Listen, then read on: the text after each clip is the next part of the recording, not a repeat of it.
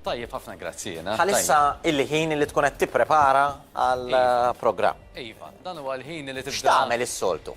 X'nagħmel is-soltu tal-ħin? Mela, fil-verità tkun qed tippjana l-programm minn meta tispiċċa l-programm sakemm mhux waqt li jkun għaddej tissa pereżempju tipprepara l-għada. Ġifieri kien ħafna affarijiet li inti tippjanhom matul il-ġurnata. Tinserta xi ħaġa pereżempju, xi storja. Ġifieri u ħafna drabi anke l-esperjenza li jkollok inti personali, kważi dawn tara kif ħadd tipprova taddattom mar-radju. Jiġifieri ma tippreparax sija qabel, ma tippjana kważi tipprepara l-ħin kollu. Taf tiltaqa' ma' xi ħaġa ġifieri se tara dina ngħidha fuq ir-radju. Eżatti, anke esperjenzi li jkollok pereżempju matul il-ġurnata jien naf mort tixtri pereżempju u nnotajt xi ħadd jgħid xi ħaġa pereżempju tgħid ara din kemm tajba. Ġid fil-verità show prep tkun qed tagħmel il-ħin kollu. Però fir-radju irid ikollok moħħok tajjeb, irid ikollok il-sienek tajjeb, x'irid ikollok? Mela, irid ikollok kemm moħħok tajjeb u kemm il-sienek tajjeb. L-ewwel nett naħseb ir-radju minħabba illi inti għandek kontroll il-ħin kollu ta' dak li qed jiġri, fis-sens inti trid illi tħaddem l-apparat waqt illi tkun qed titkellem pereżempju u tibni argument jew titkellem. U tipprepara li ġej. Eżatti. U żomma lej. U qed tisma' dak li għaddej. Aħna nitkellmu pereżempju fuq l-ewwel biċċa tad-diska. Ġifri inti aħna nkunu trenjati li inti tispiċċa bil-full stop, ċoj tagħlaq sentenza qabel mal-kantant jew kantanta tibda tkanta. Ġifri dan huwa proċess mentali li jsir daqstant fast li laqas naf kif nagħmlu fil-verità u nagħmlu wara kemm il-darba. Ġifieri ma nafx kemm il-diska jkolli fil-programm imma tagħmlu awtomatikament. Ġifieri mela qed taħseb x'inti tajt fil-każ tagħna aħna din tnejn allura trid tagħmel daqsxejn ta' coordination ukoll. Iktar diffiċli dori. Aktar diffiċli. Aktar diffiċli. Li tkun tnejn iktar diffiċli milli tkun waħdek. Iktar diffiċli. Ħanejlek fiha d-diffikultajiet tagħha wkoll, fis-sens li waħdek inti għandek iktar kontroll assolut. Ġieli taf meta ħadd jaqaf titkellem, taf meta se tibda titkellem, eċetera. Meta għandek persuna oħra taf illi naf jien nafas buttuna u hija tparla. Tifhem pereżempju, jew inkella ilesta u jien ma kontx fast biżejjed. Allura aħna ngħidu ma jkunx tajt l-oġġett. Ġifieri aħna nippruvaw li xi ħadd waqaf jitkellem mill-ewwel clinical kważi. Eżatt, ġifieri dik hija target tagħna li nkunu fuq ir-radju, speċjalment aħna fuq Magic, meta l-station għandu dak it-tip ta' pace, għandu dak it-tip ta' eżatti, tifhem allura nkunu rridu nżommu anke mal-istili inti ma taqax f'daqqa waħda. Inti mill-banda l-oħra imma ir-radju ilek fih sew. U dort stazzjonijiet differenti. Ekku, dort. Mill-memorji tiegħek jekk induru stazzjon, xi ġor miegħek, ġifieri x'ġarrejt minn kull stazzjon? Ħanajlek jiena bdejt f'radju tal-komunità. Bdejt 22 sena ilu 1997 u hemmhekk Radju Kottoner. Radju Kottoner, proset. U jiena minn hemmhekk għamilt kollox. Jiġifieri bdejt minn preżentatur, bdejt mbagħad tagħmel letteralment kollox, jiġifieri. Isfa kemm spiċċajt sit tal-istazzjon fl-aħħar mbagħad spiċċajt l-ewwel immexxi u mbagħad żammejt l-istazzjon jiena. Ġifieri letteralment għamilt il-pass kollu.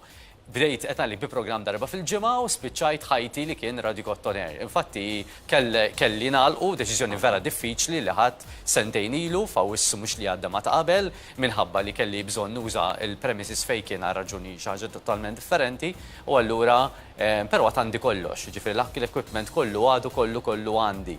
Xi darba min jaf. Ħajtek iddur mar-radju. Ħajt iddur mar-radju, ġifieri meta bdejt hemmhekk u mbagħad sentej wara jiena dħal Bay Radio 1999, ġifieri, u kont żammejt Radju Kottoner dan iż-żmien kollu anke sakemm kont hawnhekk il-Magic, ġifieri. U kien ġifieri meta għamilt il-qabża minn radju tal-komunità għal wieħed minn radijiet il-kbar.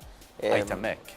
Għajt xorta waħda? Għajt xorta waħda. Għajt nikkontribwixxi, ġifieri kont fuq żewġ stazzjonijiet.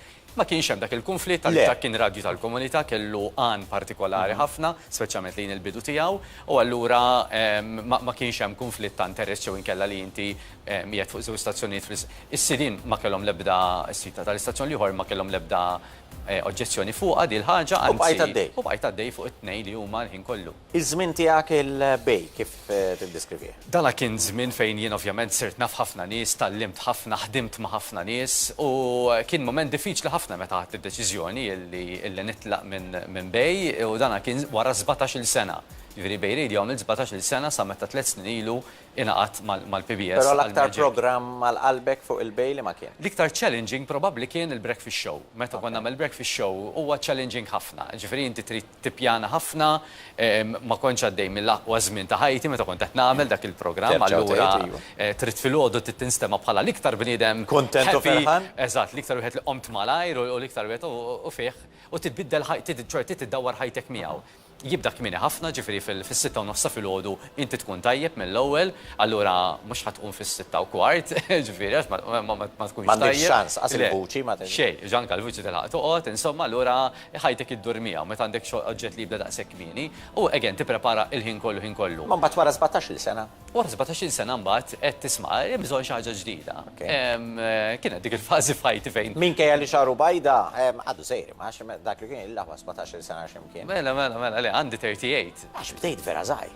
Bdejt fi żmien meta kont għadni kemm spiċċajt low levels, jekk kelli 16-il sena. Jiġifieri bdejt vera żgħir u bejt ħalt ta' 18. Jiġifieri kont għadni li żar wieħed mit-tim kollu. U żgurru dak iż-żmien kien hemm l-ikbar personalitajiet tar-radju kienu kollha bej. Flimkien. Eżatt, fost Carlo Borg Bonaci. Ġifieri niftakarni mur training miegħu jiena, kont immur kmieni fil Carlo Borg Bonaci, Gianni. Eżatt, Gianni. Niftakar l-aħbarijiet Roberto Francalanza. U żgur, mela. Kien hemm Glenn Bedingfield ukoll. John Bandi. Miriam Dalli. Kollha kienu bdew minn Bay Radio, ġifieri kollha għandi memorja żgħira ħafna għax inkont imur fil-weekend u fil-bidu hekk tibda. Anzi fil-bidu, u di xi ħaġa li vera ma kienitx jiena, bdejt sports. Issa jiena ma nsegwi xejn, ġifieri kontu titkellmu fuq il-futbol għalija xi ħaġa jiena stranju. Kien hemm Rodney Vassallo. Kien hemm Rodney Vassallo, kien news ukoll, kien aħbarijiet mela żgur. Imma jiena bdejt sports il-ħadd wara nofsinhar nagħti riżultati sportivi. Meta kienu qaluli l-ewwel darba, dak iż-żmien kien Terry Farrugia li kien station manager, meta kien qalli l-ewwel darba sports, qed ma jien qed laqas qatt ma rajt logħba f'ħajti tagħtlu, għalli imma dak tidra u titgħallem u għandek l-ewwel esperjenza on air. U l-ewwel rapport, ċoe li kelli, relazzjoni li kelli mal-mikrofonu ta' bej, kien naqra l-aħbarijiet sportivi. Minkejja ma kontx taf min kien konsejsaw, pereżempju. Xejn, dak it-tip laqqas idea, ġifieri, xejn. Kien hemm ġifieri sport fil-ħajja tiegħek. Xejn. Ma jidħolx. Xejn. La nsegwi laqas nagħmlu. Xejn. Jien niftakarni meta kont iżgħar anke l-PE dejjem xi skuża. Dejjem xi skuża. Imma mbagħad mill-banda l-oħra meta tħares lejk tara persuna li jidher dejjem tajjeb, ġifieri ċertu dixxiplina. Imma nafx għalfejn. Ma nikolx kull ma nara, fis-sens li però sport provajt imur il-ġim xi darbtejn jew tlieta f'ħajti, imma dejjem naqta' qalbi wara ftit. Ma nippreferi, jien għandi teorija daqsxejn differenti. Nippreferi noqgħod attent x'niekol sewwa, nagħmel eżerċizzju fis-sens naf fejn nista' nimxi pereżempju jew ġieli nagħmel ċertu żmien li kelli bżonn niċċaqlaq iktar mis-soltu, allura ngħid noqgħod attent ħafna x'niekol, imma ma nesaġġerax. Imma passjoni lejn l-isport xejn. Assolutament. Anzi, fobja lejn l-isport ħafna drabi. Fis-sens meta kont iżgħar, pereżempju, vera kont tkun ġib kull skuża possibbli biex ma nagħmilx il-PE. Issa, il-qabża għal fuq Magic. Kif ġraddi? Il-qabża fuq Magic kienet meta kienu kuntattjawni minn hawnhekk isma' tikkunsidra tagħmel xi ħaġa differenti u jiena kien dak il-moment fejn iva kont qed nikkunsidra nagħmel xi ħaġa differenti. Bej ħabbejtu bej inħobbu ġieri bej tani ħafna opportunitajiet, bej għeni f'ħafna affarijiet f'ħajti, però għamil 17-il sena u dejjem kont konxu mill-fatt li jisma' jien xi darba irrid niċċaqlaq minn hemmhekk nagħmel xi ħaġa differenti. Ġifieri tlaqt minn hemm fis-sens għall-ebda raġuni sempliċiment għax jien rrid nipprova xi ħaġa differenti. U jekk ngħidlek issa meta tħares lejn dan iż-żmien il-Magic, x'kienet l-ikbar maġija li qed tassorbi? L-ewwel nett qisni qed nerġa' ngħix it-tfulija. Iż-żożija. Għaliex l-ewwel nett il-music hija ftit differenti, ġo aħna bħala mużika ndoqqu ftit affarijiet minn kollox, anke ta' meta jien kont iżgħar. U qed nerġa' naħdem semmejna l-Carlo l-ewwel, qed nerġa' naħdem ma' Carlo Borg Bonaci, ħafna mill-nies li kienu bej dak iż-żmien, qed nerġa' naħdem magħhom hawnhekk. Simon Pisani, Clayton J, sewwa Chris Camilleri li kien daħal ukoll miegħi ukoll f'dak li konna tħanna fl-istess perjodu bej radio, issa qed magħna wkoll fuq il-Magic. Allura taf kif isnet nerġa' naħdem ma' dawk in-nies illi way back kont ħdimt magħhom meta bdejt fuq bej. Iddur fejn iddur, però naf kemm għandek għal qalbek il-kottonera. Iva, il-kottonera. X'hemm sabiħ fil-kottonera? Jiena il-ġenituri tiegħi jtnejn il-Birgu u dejjem konna ninżlu hemmhekk għand in-nanna, dejjem konna ninżlu l-Birgu pereżempju għall-Irxoxt, għall-festa ta' San Lawrenz, ġifieri dejjem kont ninżel il-Birgu. Meta mbagħad bdejt Radio Kottoner li kien ixandar minn Bormla, allura ovvjament hemmhekk sirt iktar mitħla ta' dawk li nħawi. U da snin kollha li għamilt Radio Kottoner u għadni fil-istess binja fejn kien Radio Kottoner għadni hemmhekk sallum il-ġurnata, ġifieri dat ngħidu 22-23 sena, allura n-nies tal-kottonera, speċjalment Bormla, nafhom ħafna. Parti minnek. Parti minni, kbirt magħhom. Biss li nixtieq inkun naf minn għandek, kif nafu lej il-kottonera għal ċertu żmien kien hemm stigma kera, qawwija.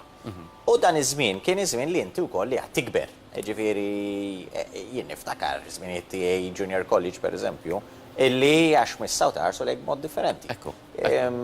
U l-kottonera iktar u iktar. Kif kontejxon dak iż-żmien u kif rajt dan kollu jinbidel? Rajtu jinbidel ħafna. Ġifieri minn dan iż-żmien meta bdejt Radio Kottonera għadni niftakar il-ħajt tad-dockyard li kien għadu hemmhekk. Ġifieri f'dak iż-żmien meta bdejt 22-23 sena ilu, ġifieri niftakar li l-erja kienet kważi tibża tinżel hemmhekk u jgħidulek tinżel Bormla pereżempju, jew anke l-mod kif kienu jħarsu lejn l-istazzjon tagħna dak iż-żmien għax kien Bormla wkoll. Però llum il-ġurnata nista' ngħid li hija sitwazzjoni kompletament differenti minn hekk. Fis-sens li n-nies illum qegħdin jiġu l-hemmhekk, illum in-nies hemm ristoranti, illum hemm il-marinas il-jum għażbieħ, sewa ġifieri u anke illu għandi. Però mela, il-kottonera nbidlet, żin fl-opinjoni tiegħi żbieħed. Żbieħed kollox. Il-mentalità ukoll imbidlet ħafna. Però din l-istigma tara li imbidlet. Inti li tosserva sew u tanalizza ħafna. Ara ngħidlek jiena għadni niltaqa' ma' nies illi jgħiduli pereżempju l-hawnhekk qatt ma ġejna. Jew l-hawnhekk ili ħafna ma niġi. Jew għalija din hija in-naħa l-oħra ta' Malta, ċoj dik illi ma nażilix biex immur pereżempju biex nieħu pizza.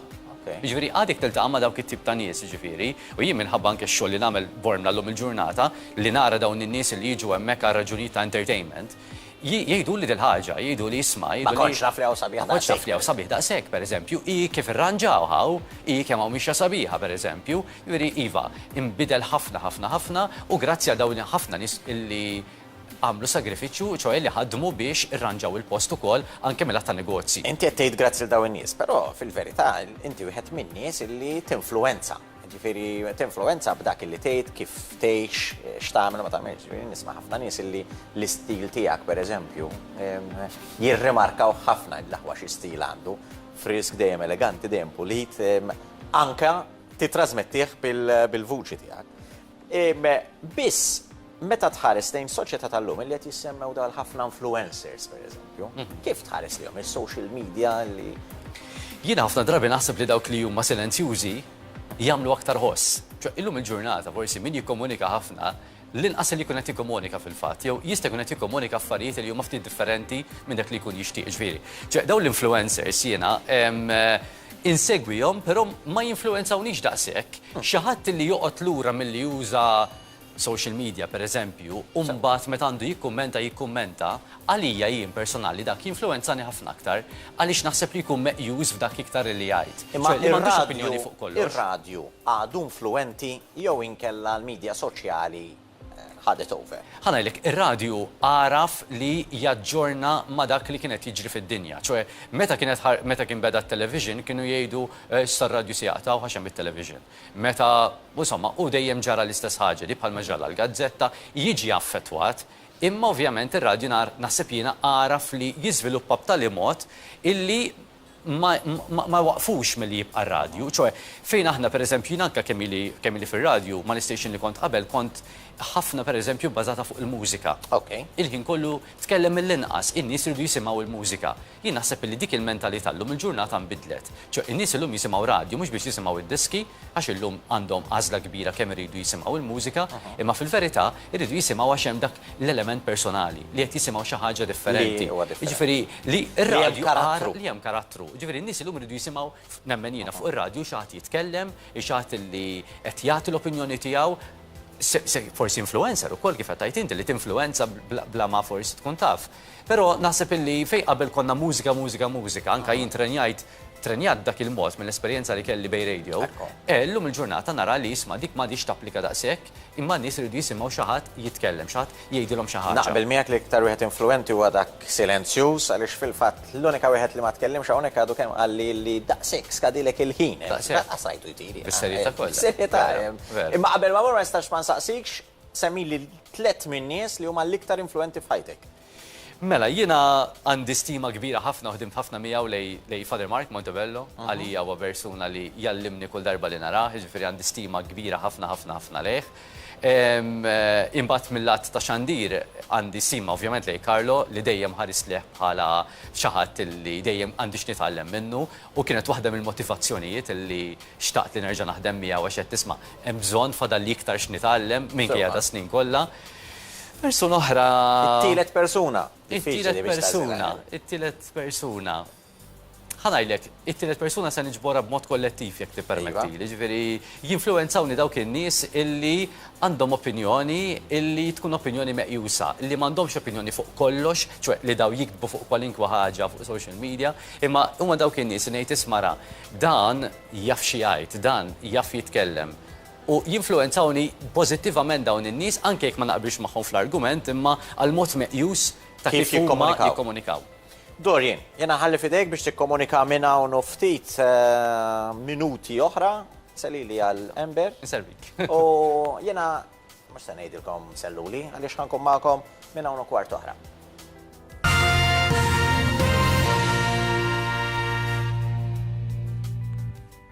Jean-Claude Mikallef jirringrazzja lil MAF Hairdressing għax-xahar